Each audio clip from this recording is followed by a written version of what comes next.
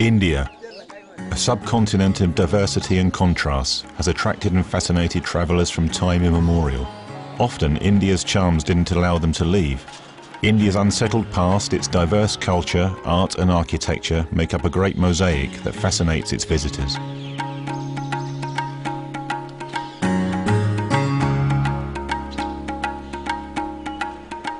The India of Hindu temples, mosques, sanctuaries in rock and medieval fortresses contrasts sharply with the India of rural landscapes and virgin scenery.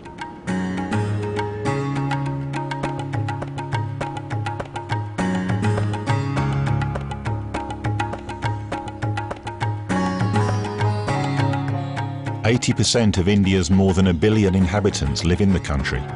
It's a simple, hard life. The more children you have, the wealthier you are here."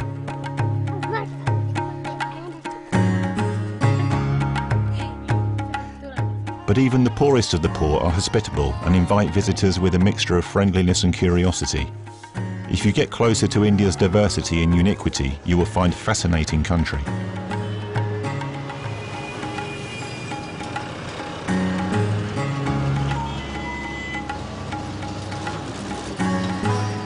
The newcomer trying to find his way through the jumble of honking cars, bikes, rickshaws and other means of transport in the street is observed with curiosity.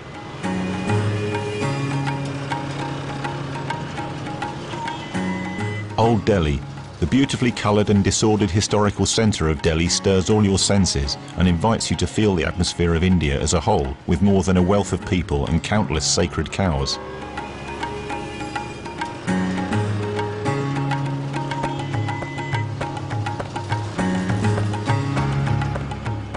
A rickshaw ride is one of the safest and at the same time the most thrilling ways to travel through the transportation jumble in Old Delhi. The intense life of the historical centre goes on right next to you, while drivers avoid obstructions with unbelievable precision.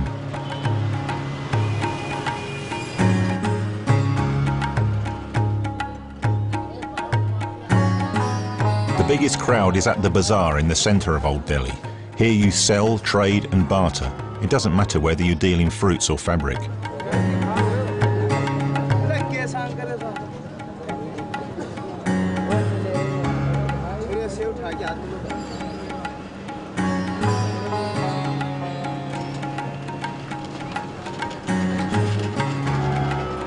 The scent of dozens of kinds of spices floats over the bazaar. Right here you can buy kilograms of many typical Indian hot spices.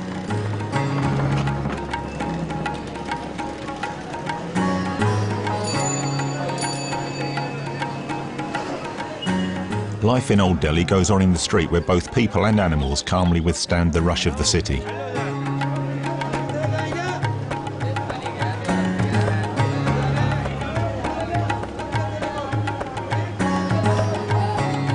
There is food cooked here for the workers in this quarter at the edge of the street. The main component of simple food is typically a wheat bread that serves at the same time as a spoon for dal, a lentil mash.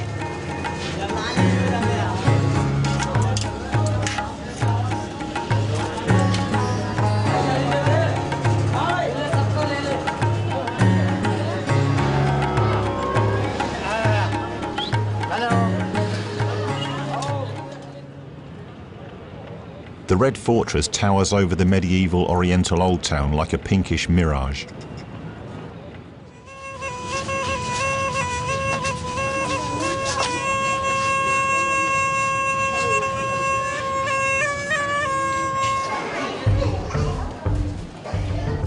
When you visit the Red Fortress, you must use your imagination.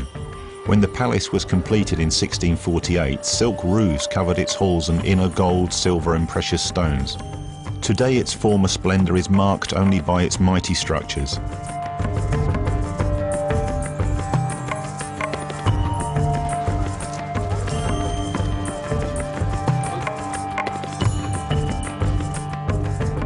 Shah Jahan had his idea of a palace carved into marble. If there is a paradise on earth, then it is here.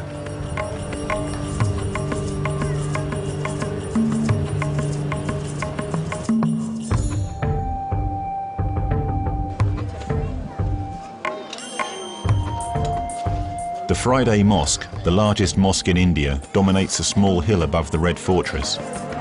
Religion is one of the elementary parts of Indian culture. Faiths include Hindus, Muslims, Buddhists, Christians, and many other religious communities. More than 80% of Indians are Hindus.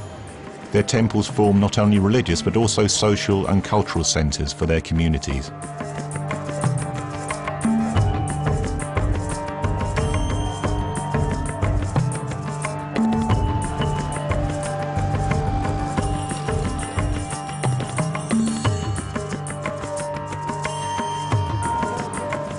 In New Delhi, the Baha'i temple, in the shape of a lotus flower with marble petals, symbolises the worship of beauty of creation and of light and growth.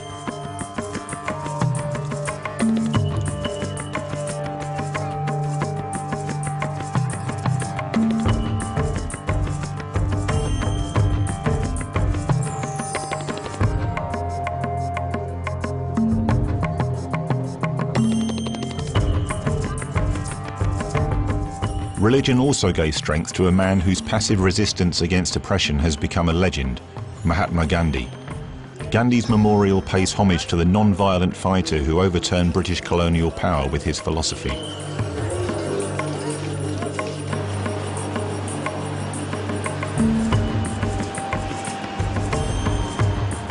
In 1947, after a century of British rule, India won independence. In modern New Delhi, which was architecturally designed by the English, you find yourself among prestigious buildings.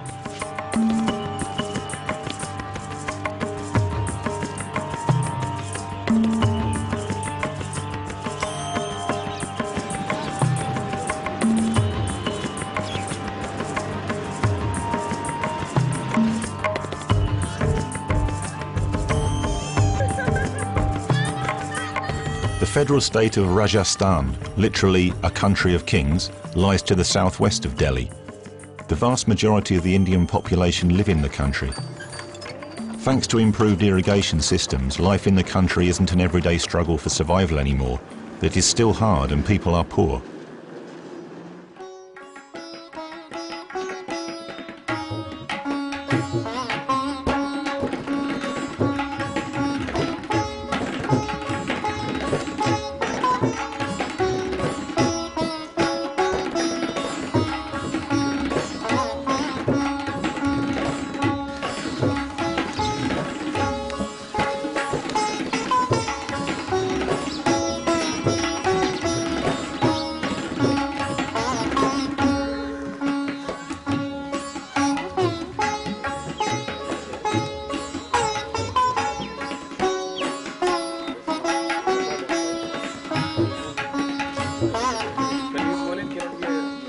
Many people in the country still live in the simplest of huts without running water or electricity.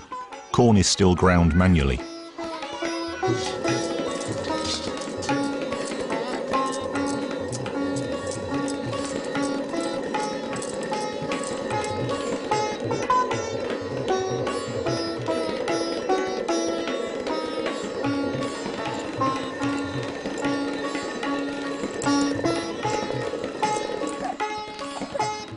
The rhythm of agriculture influences both the material and the spiritual life of peasants. As a result, work in the fields, which changes with the seasons, is closely connected to social and cultural life. For example, when crops ripen and an expected harvest is uncertain, all festivals connected with luck in the future are prohibited.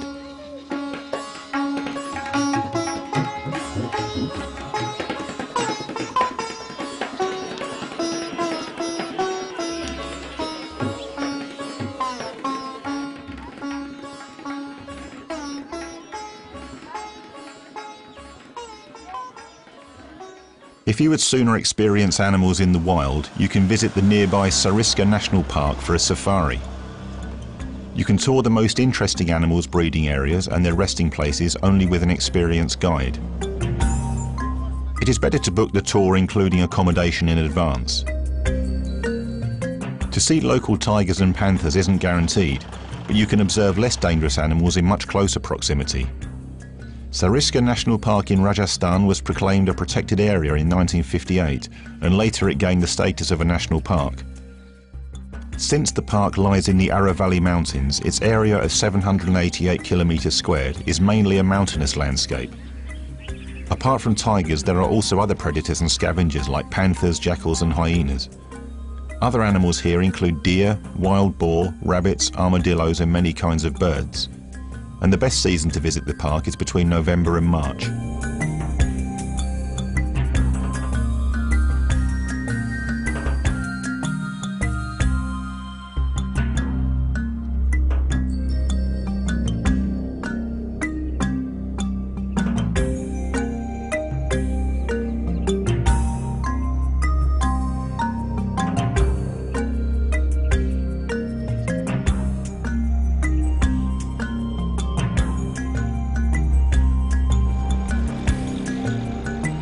The government proclaimed the park a dark zone, in other words a place where human life is impossible due to lack of water.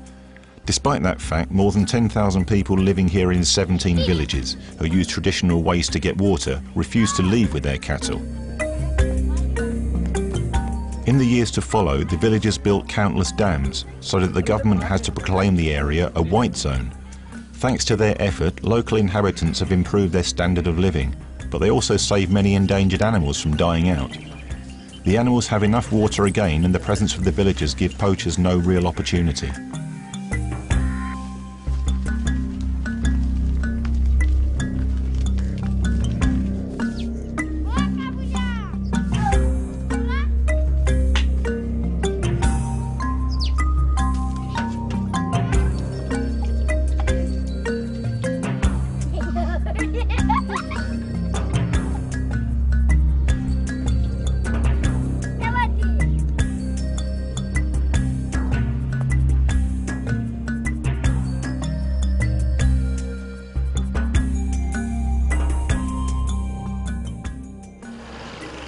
Jaipur, a pink city, radiates with soft hues of red. Red is traditionally the colour of welcome in India. Since 1883, when Crown Prince Edward visited the city, the whole historical centre of Jaipur shines with pink light. The capital of Rajasthan has always fascinated its visitors. The charm of the pink buildings has survived centuries. Though it might seem that the city is overcrowded and that the noise of the traffic doesn't fit the mystical buildings, Jaipur gives the impression of an enchanted city. The traffic jumble with so many different means of transport can literally petrify the visitor.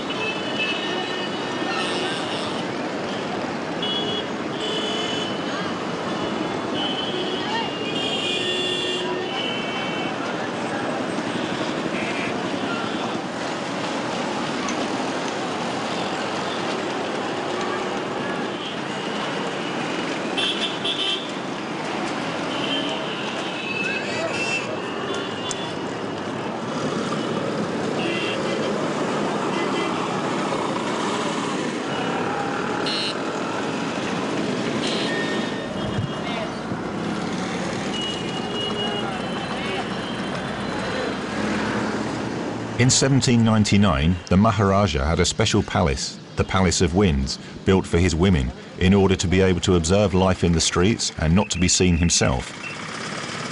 Though it's more of a beautiful facade than a palace, the building met its purpose. 953 windows to look out from and to protect him from being viewed from outside.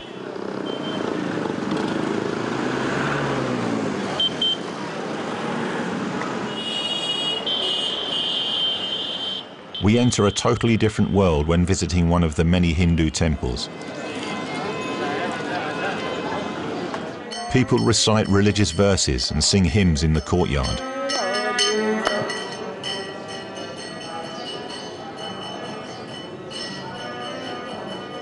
Hinduism is a flexible religion which acknowledges many different ways to the same goal, freedom. What's most important is good karma, which comprises all actions of an individual during his or her life.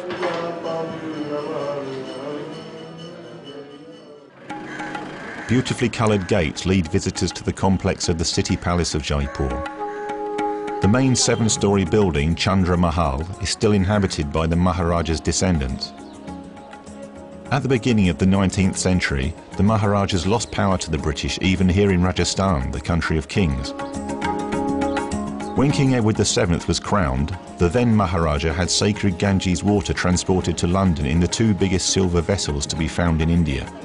Both the vessels still give testimony to the present of the king deprived of his power to his British sovereign.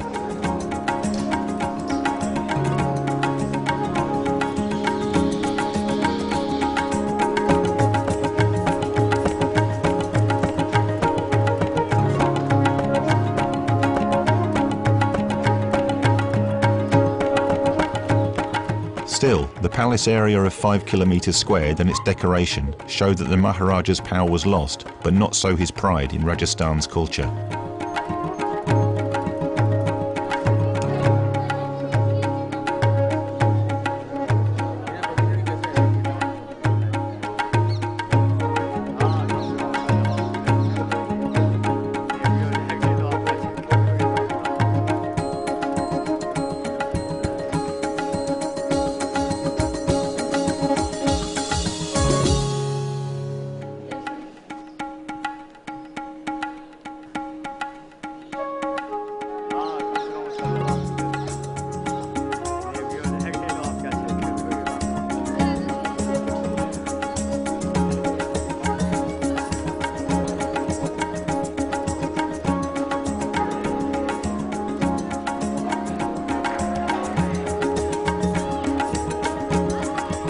We meet the simple rural Rajasthan right in front of Jaipur's city fortifications.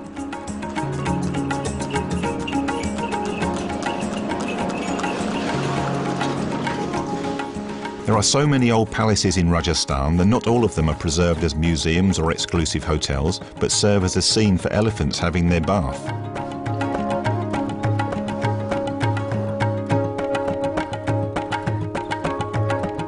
The elephants are washed and rubbed.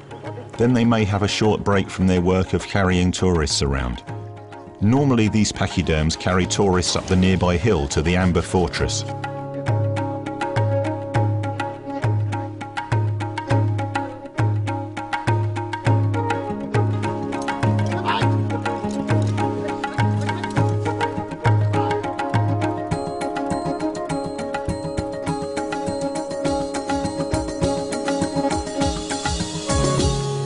Whilst visiting Jaipur, you must make a trip to the Amber Palace.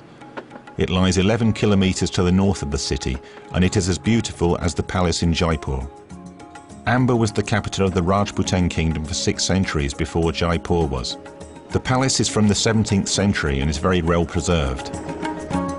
It's a marked contrast between the bare mountain edges and the palace architecture with marble mirrors and pillars. Riding an elephant up to the Amber Palace is quite a thrill.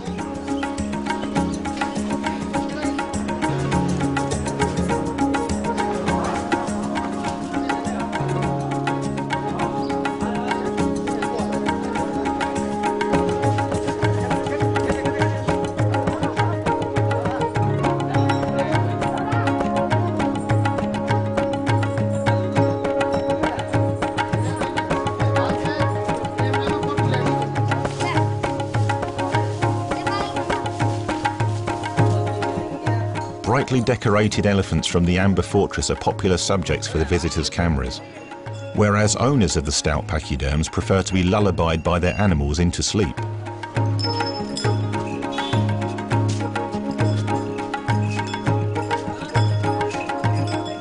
The elephants, which are a popular motif on cotton fabrics, are not painted but actually printed.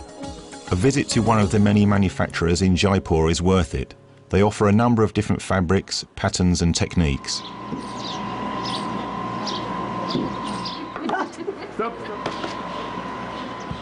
The fabrics are printed 5 to 12 times with hand-carved wooden prints until surprisingly precise colours and patterns are complete.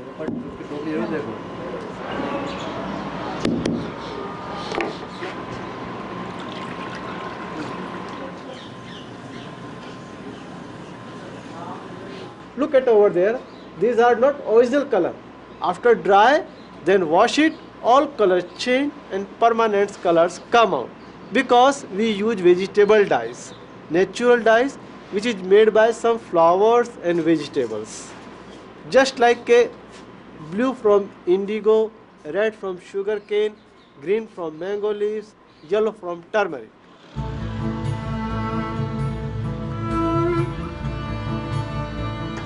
Carpets with patterns and ornaments from Rajasthan's palaces are also made from natural dyes.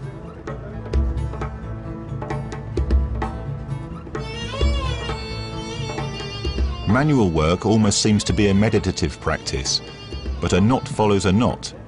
Such work can take up to several months or even several years if the carpets are big. There are more Persian carpets produced and exported from India than from Iran.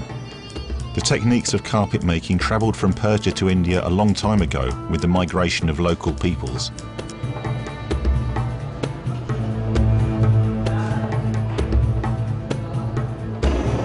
Small pieces of fibre on the reverse side of the wool carpets are burnt. The carpets are thus formally sealed.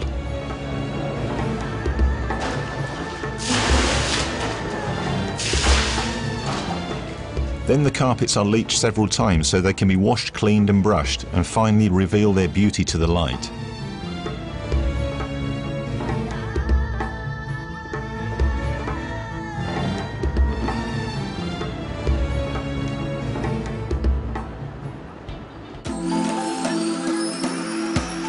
A visitor to the country can experience an ordinary Indian weekday, but often he or she is surprised. You can best enjoy a variety of Indian impressions at one of the countless markets.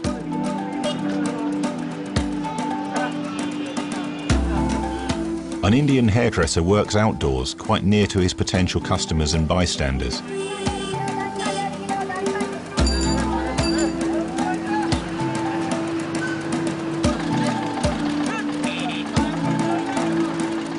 The bright mixture of smells, sounds, colours and of different people is what makes the longest lasting impression on a traveller to India than all the most beautiful palaces and buildings.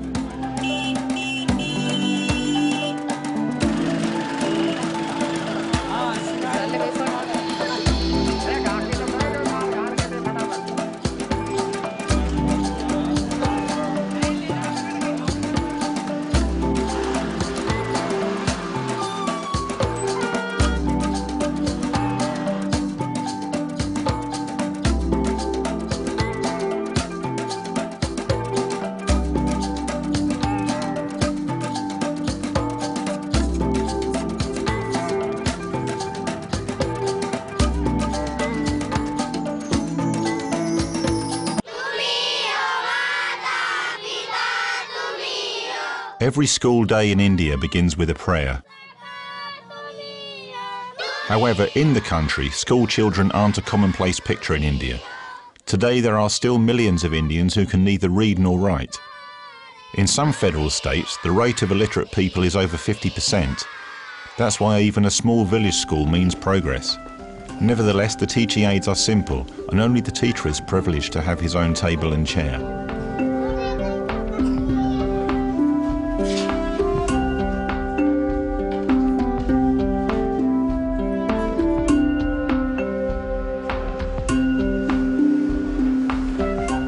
One teacher looks after both classes in the village school alone. Whilst computers are a matter of course in offices in Delhi, these children have to manage without any books.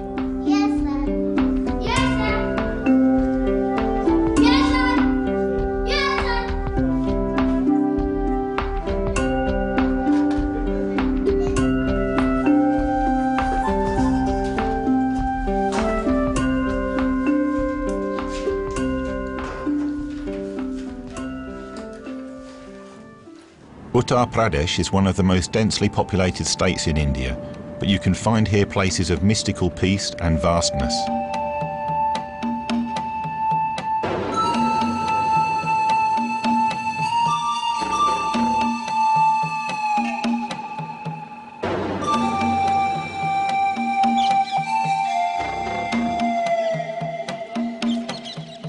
One such place is Fatehpur Sikri, an abandoned city of Akbar. Akbar, who ruled almost over the whole of northern India in the 16th century, had Fatehpur Sikri built into a city that would embody his imperial vision.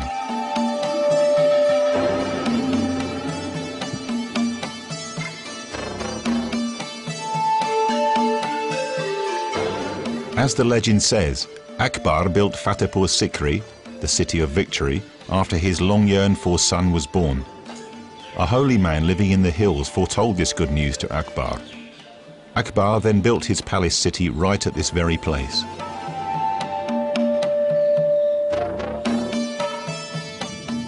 But Akbar resided in his city of victory for only 12 years.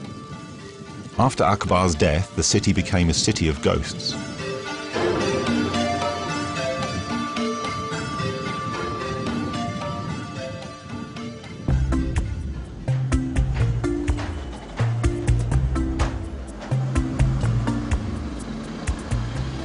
In the streets of Agra, there is a turbulent Indian city life. The city with 1 million inhabitants has retained its medieval character. You can get everything that the local culture has to offer in small pictorial shops. Or you can follow the crowd and observe with wonder the different faces of Indian cities and people.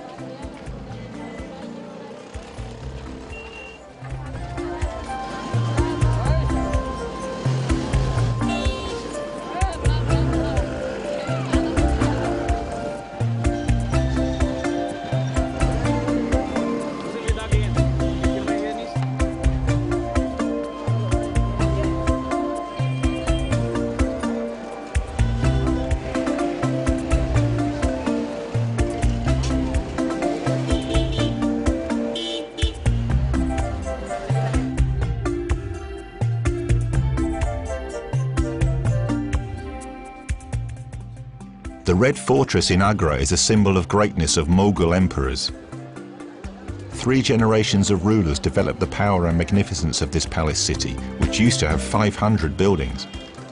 Today, souvenir sellers work with their imagination in order to sell various goods to tourists.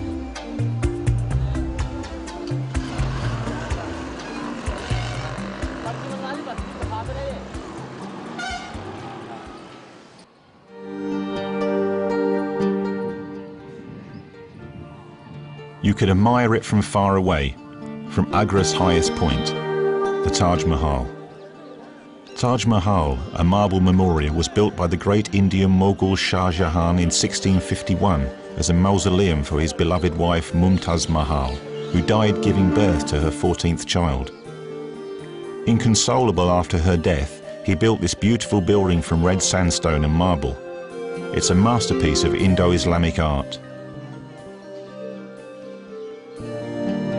In order to create this stone sai, the best craftsmen were invited.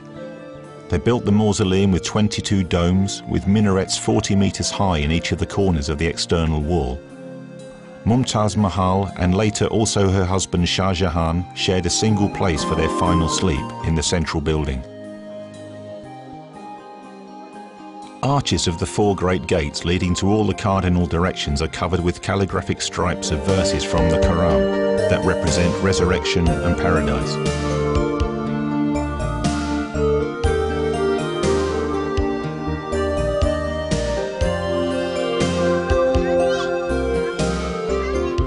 The cypress garden with lakes has an area of 18 hectares. It's an embodiment of divine paradise on earth. This beautiful structure, lying in today's federal state of Uttar Pradesh, has become a fabulous symbol of the Indian subcontinent and for the whole world. Since 1983, UNESCO has regarded it as part of World Cultural Heritage. To round off our travels, we ought to have a look at a traditional dancing show.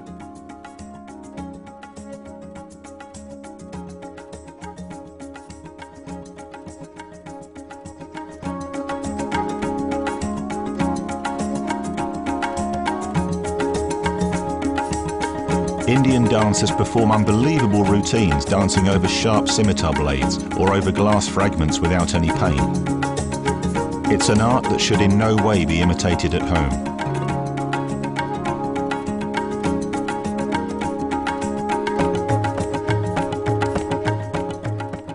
India boasts one of the world's oldest civilizations and cultures.